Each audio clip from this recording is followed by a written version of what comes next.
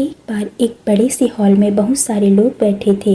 वहाँ पर दुनिया का एक बहुत ही बड़ा स्पीकर आने वाला था और सब लोग उसकी बातें सुनने के लिए वहाँ पर आए थे। लगभग 10 मिनट के बाद वह स्पीकर स्टेज पर आ जाता है और वह बोलता है कि अगर आपने मेरी बात ठीक से सुन ली और समझ ली तो आपकी ज़िंदगी पूरी तरह से बदल जाएगी। उसके बाद वह अपनी जेब से एक बिल्कुल नया चमकता हुआ 500 रुपये का नोट निकालता है और उसको ऊपर करके सबसे पूछता है कि ये नोट आप में से किसको चाहिए। ये सुनते ही सब लोग अपने अपने हाथ ऊपर कर देते हैं। वह स्पीकर बोलता है कि ये नोट मैं आप में से किसी एक को दूंगा, लेकिन इसके लिए आपको थोड़ा वेट करना होगा।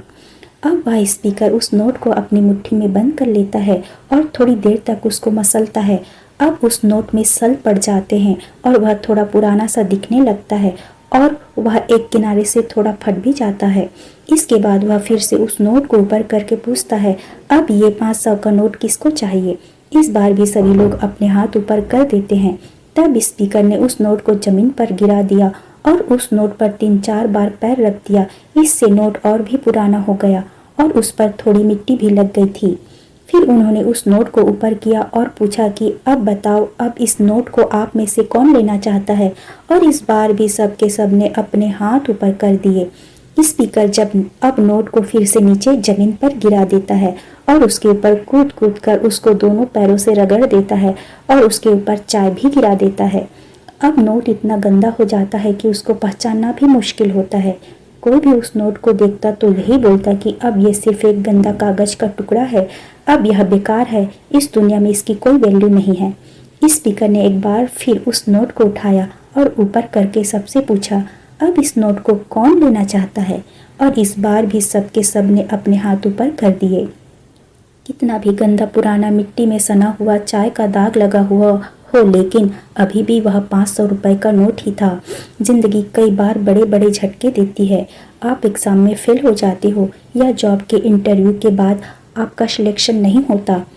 जब आपका बुरा समय चल रहा होता है और आप सिचुएशन का सामना कर रहे होते हो, उसके बाद आपको लगने लगता है कि आप सफलता के लायक ही नहीं हैं।